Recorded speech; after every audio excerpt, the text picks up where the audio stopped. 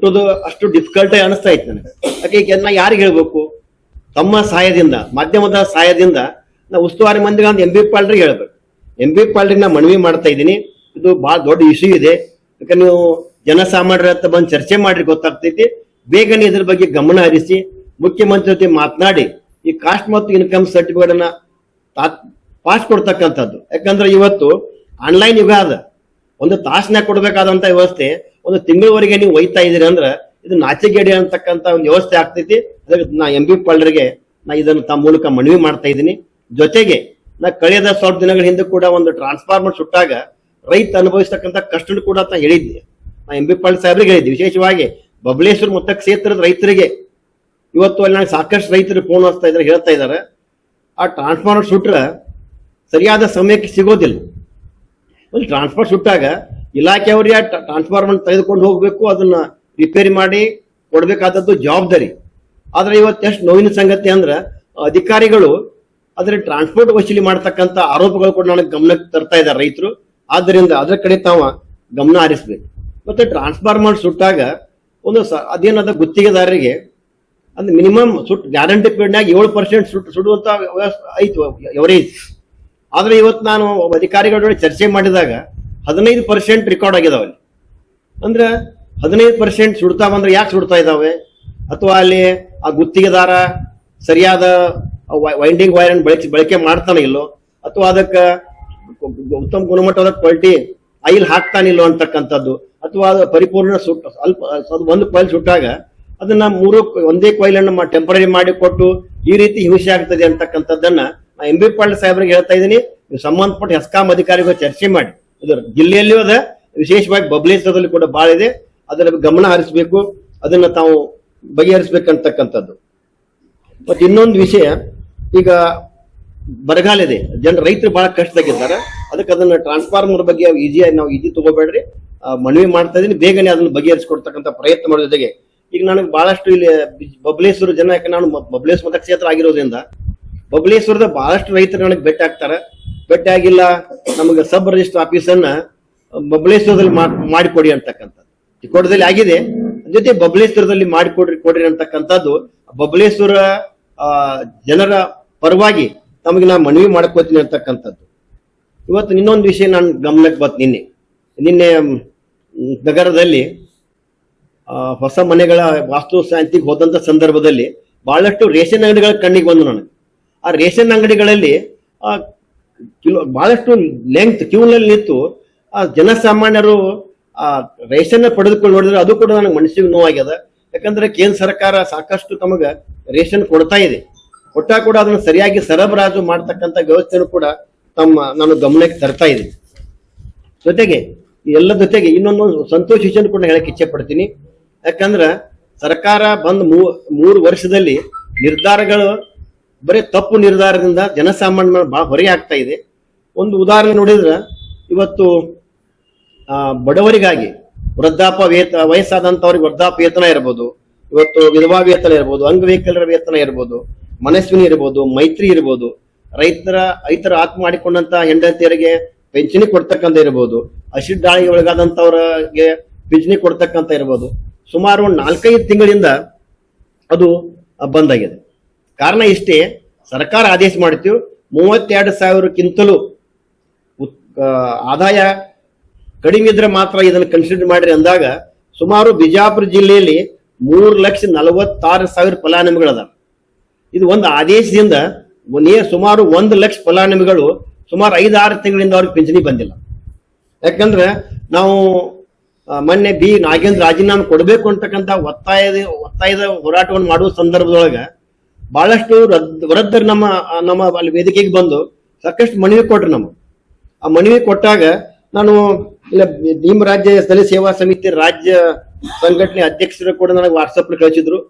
ಅವು ನಾನು ನೋಡಿದಾಗ ಅವುಗಳನ್ನ ವಿಷಯ ತೆಗೆದುಕೊಂಡು ನಾನು ಸರ್ಕಾರಕ್ಕೆ ಎಚ್ಚರಿಕೆ ಕೊಡ್ತಕ್ಕಂಥ ಕೆಲಸ ಮಾಡೀನಿ. ಇಲಾಖೆ ಕೂಡ ಸಾಕಷ್ಟು ತಿರುಗಾಡಿ ಚರ್ಚೆ ಮಾಡಿದಾಗ ನನಗೆ ಸಂತೋಷ ಅನಿಸ್ತಾ ಇದೆ. ನಮ್ಮ ಹೋರಾಟದ 1-2 ದಿನದಲ್ಲಿನ ಅದು ಸರ್ಕಾರ ಆದೇಶ ಬಂದದ.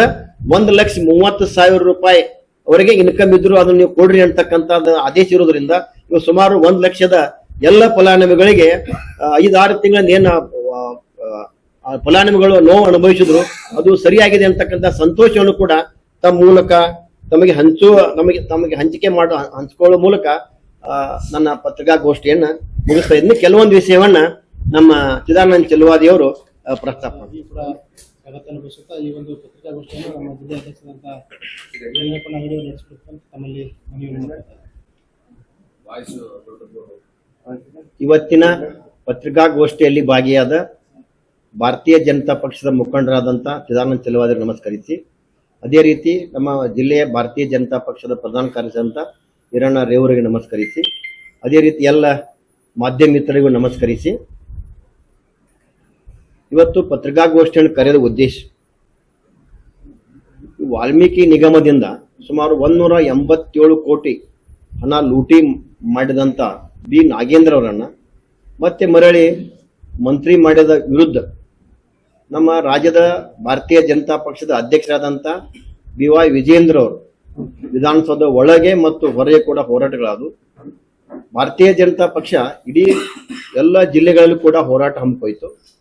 ಆದರೆ ನೈತಿಕ ಹೊಣೆ ಹೊತ್ತು ಇವರು ರಾಜೀನಾಮೆ ಕೊಡ್ತಾರಂತಕ್ಕಂಥ ವಿಚಾರ ಇಟ್ಕೊಂಡು ನಾವು ತಿಳಿದಿದ್ವಿ. ಆದ್ರೆ ಈ ಬಿ ನಾಗೇಂದ್ರ ಅವರು ರಾಜೀನಾಮೆ ಕೊಡದ ಹಿನ್ನೆಲೆಯಲ್ಲಿ ಮತ್ತೆ ನಮ್ಮ ರಾಜ್ಯದ ಅಧ್ಯಕ್ಷ ಅಂತ BY ವಿಜೇಂದ್ರ ನೇತೃತ್ವದಲ್ಲಿ ಸೆಪ್ಟೆಂಬರ್ 1ರಿಂದ ರಾಯಚೂರು ಜಿಲ್ಲೆಯ ಗುರುಗುಂಟಾದಿಂದ ಬಳ್ಳಾರಿವರೆಗೆ ಸುಮಾರು 170 ಕಿಲೋಮೀಟರ್ 10 ದಿನಗಳ ಕಾಲ ಬೃಹತ್ ಪಾದಯಾತ್ರೆ ಹಮ್ಮಿಕೊಂಡಿದ್ದಾರೆ.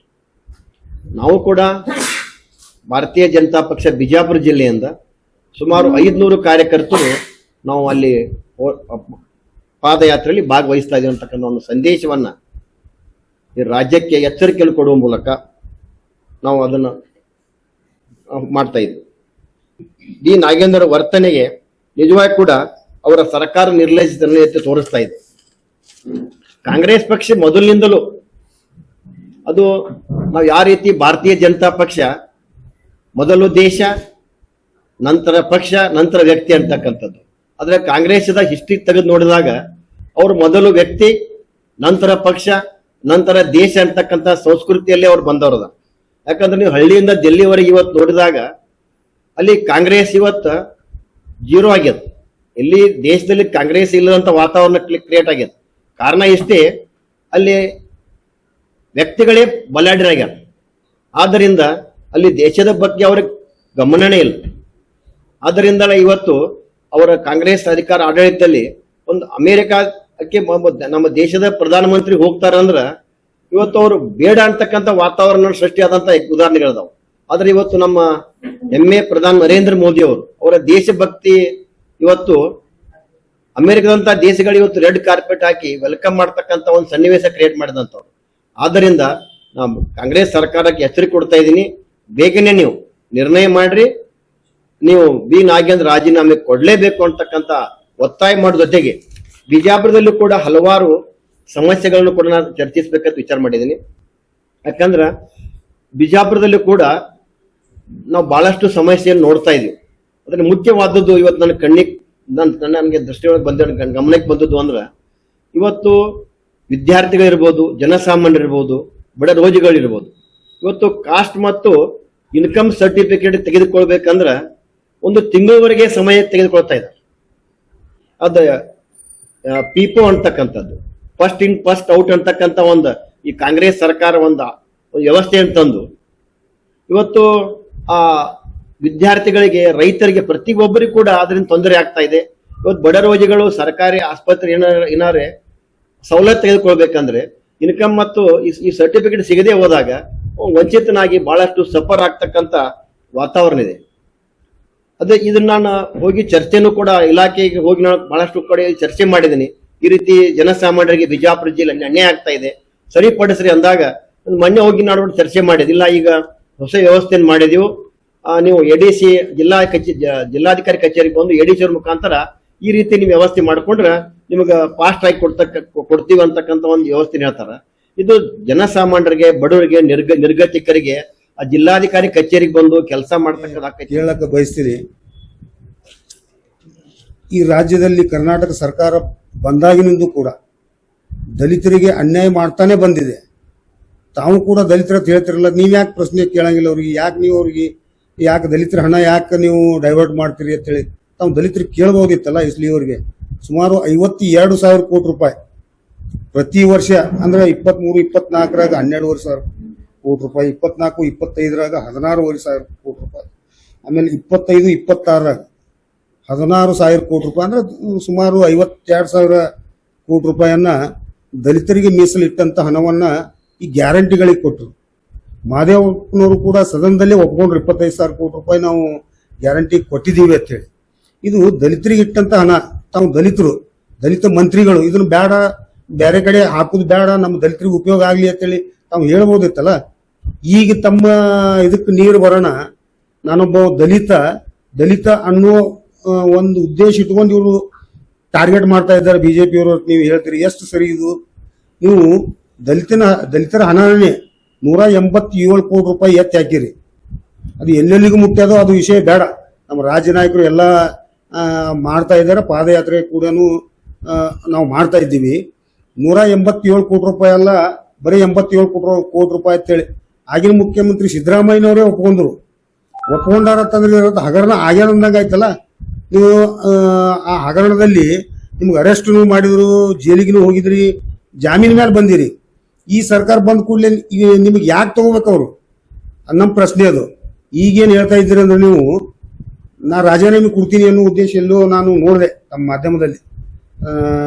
ಇದು ಯಾಕೆ ಬತ್ತು ಅಂತಂದ್ರೆ ಆ ಮಂತ್ರಿಗಳಿಗೆ ನಾಚಿಕೆ ಬರ್ಲಾಕತ್ತದ. ಯಾರಿಗೆ? ಬಿ ನಾಗೇಂದ್ರ ಅವ್ರಿಗೆ ನಾಚಿಕೆ ಬರ್ಲತ್ತದ. ಈ ಕಾಂಗ್ರೆಸ್ ಪಾರ್ಟಿಗೆ ಆಮೇಲೆ ಕಾಂಗ್ರೆಸ್ ಸರ್ಕಾರಕ್ಕೆ ನಾಚಿಕೆನೇ ಇಲ್ಲ. ಇಟ್ಟು ಹೋರಾಟ ನಡೆದ್ರು, ಇಟ್ಟು ಜನ ಎಲ್ರೂ ಉಗಿತಾ ಇದ್ರು, ಅವ್ರು ಒಬ್ರದ್ದು ರಾಜೀನಾಮೆ ತಗೊಳಕ್ ಆಗ್ತಾ ಇಲ್ಲ ನಿಮ್ಗೆ ಕಾಂಗ್ರೆಸ್ ಸರ್ಕಾರಕ್ಕೆ. ಇದು ಎಷ್ಟು ನಾಚಿಕೆಡಿದ ಸಂಗತಿ ಅಂತೇಳಿ ನಾನು ಕೇಳಕ್ಕೆ ಬಯಸ್ತೀನಿ. ಯಾಕಂತಂದ್ರೆ ಇಷ್ಟು ಒಬ್ಬನ ಸಲುವಾಗಿ ಇಡೀ ಸದನವೇ ನೀವು ಇದು ಆಗಂಗ್ ಮಾಡಿದ್ರಿ. ಆಮೇಲೆ ಇನ್ನೂ ಅಧಿವೇಶನ ಮುಂದೆ ಇನ್ನ ಅವಕಾಶ ಇತ್ತು, ಅದನ್ನು ಮೊಟಕುಗೊಳಿಸಿದ್ರಿ. ಅಂದ್ರೆ ಒಬ್ಬರು ಸಂಬಂಧ ನೀವು ಇಷ್ಟು ಮಾಡ್ತೀರಿ ಅಂತಂದ್ರೆ ಕಾಂಗ್ರೆಸ್ನವರು ಜನರಿಗೆ ಏನ್ ಹೇಳಕ್ ಬಯಸ್ತೀರಿ ನೀವು? ಬರಗಾಲ ಬಿದ್ದದ, ಜನರ ಪರಿಸ್ಥಿತಿ ಅಲ್ಲೋಲ ಕಲ್ಲೋಲ ಅದ. ಅದನ್ನ ಬಿಟ್ಟು ಒಬ್ಬ ನಾಗೇಂದ್ರನ ಹಿಡ್ಕೊಂಡು ಕೂತು, ಒಬ್ಬ ನಾಗೇಂದ್ರ ಅವ್ರಿಗೆ ರಾಜೀನಾಮೆ ಕೊಡಿಸಿ ರಾಜ್ಯದ ಜನತೆಗೆ ಒಂದು ಒಳ್ಳೆಯದು ಬರಗಾಲದ ಬಗ್ಗೆ ತಾವು ಯೋಚನೆ ಮಾಡೋದು ಬಿಟ್ಟು ಅವನು ಹಿಡ್ಕೊಂಡು ಕೂತಿರಿ ಅಂತಂದ್ರೆ ಇದು ನಾಚಿಕೆಡಿದ ಸಂಗತಿ ಅಂತೇಳಿ ನಾನು ಹೇಳಕ್ಕೆ ಬಯಸ್ತೀನಿ ನಾಗೇಂದ್ರ ಅವರಿಗೆ. ಇದು 187 ಕೋಟಿ ರೂಪಾಯಿ ನುಂಗಿದ್ದು ಯಾರು ಗೌಡ್ರದ ನುಂಗಿಲ್ಲ, ನೀವು ಯಾರು ರಾಯರದ ನುಂಗಿಲ್ಲ, ಅಲ್ಪಸಂಖ್ಯಾತರ ನುಂಗಿದ್ದು ನೀವು ದಲಿತರದೇ 187 ಕೋಟಿ ರೂಪಾಯಿ. ಮತ್ತ ನೀವೇನ್ ಹೇಳ್ತೀರಿ? ಬಿಜೆಪಿ ಅವ್ರನ್ನ ದಲಿತ ಅನ್ನೋ ಉದ್ದೇಶ ಒಂದು ಇದಕ್ಕೆ ಟಾರ್ಗೆಟ್ ಮಾಡ್ತಾರ ಅಂತ ಹೇಳ್ತೀರಿ. ಎಷ್ಟು ಸರಿ ಅನಿಸ್ತದ ಅಂತ ಹೇಳಿ ನಾನು ಕೇಳಕ್ಕೆ ಬಯಸಿ, ಇವತ್ತು ರಾಜೀನಾಮೆ ಕೊಡುವ ತನಕನೂ ನಾವು ಭಾರತೀಯ ಜನತಾ ಪಾರ್ಟಿಯವರು ಹೋರಾಟ ನಿಲ್ಸಂಗಿಲ್ಲ ಅಂತ ಹೇಳಿ ನಾನು ಓಂ ಶ್ರೀ ಭಾಗ್ಯವಂತಿ ಜ್ಯೋತಿಷ್ಯಾಲಯ, ಭಾಗ್ಯವಂತಿ ಆರಾಧಕರು ಪಂಡಿತ್ ರಾಘವೇಂದ್ರ ಜೋಶಿ. ಸಮಸ್ಯೆಗಳಾದ ಉದ್ಯೋಗದಲ್ಲಿ ತೊಂದರೆ, ಪ್ರೀತಿಯಲ್ಲಿ ನಂಬಿ ಮೋಸ, ಸ್ತ್ರೀ ಪುರುಷ ಪ್ರೇಮ ವಿಚಾರ, ಗಂಡ ಹೆಂಡತಿ ಕಿರಿಕಿರಿ, ಇಷ್ಟಪಟ್ಟವರು ನಿಮ್ಮಂತೆ ಆಗಲು, ಗಂಡ ಪರಸ್ತ್ರೀ ಸಹವಾಸ ಬಿಡಿಸಲು, ಪ್ರೀತಿ ಪ್ರೇಮಕ್ಕೆ ಮನೆಯವರ ಅಡ್ಡಿ, ಸಾಲದ ಬಾಧೆ, ಕೋರ್ಟ್ ಕಚೇರಿ, ಎಷ್ಟೇ ಸಂಪತ್ತಿದ್ದರೂ ಮನಃಶಾಂತಿ ಕೊರತೆ, ಮಾಟ ಮಂತ್ರ, ಆಸ್ತಿ ವಿಚಾರ, ಶತ್ರುನಾಶ, ಅತ್ತೆ ಸೊಸೆ ನಾದಿನಿ ಕಿರಿಕಿರಿ, ಇನ್ನೂ ನಿಮ್ಮ ಜೀವನದ ಯಾವುದೇ ಸಮಸ್ಯೆ ಇರಲಿ, ಎಷ್ಟೇ ಕಠಿಣವಾಗಿರಲಿ, ಶ್ರೀ ಭಾಗ್ಯವಂತಿ ಪೂಜಾ ಶಕ್ತಿಯಿಂದ ಶಾಶ್ವತ ಪರಿಹಾರ ಮಾಡಿಕೊಡುತ್ತಾರೆ. ಫೋನಿನ ಮುಖಾಂತರ ಶಾಶ್ವತ ಪರಿಹಾರ, 100% ಶಾಶ್ವತ ಪರಿಹಾರ.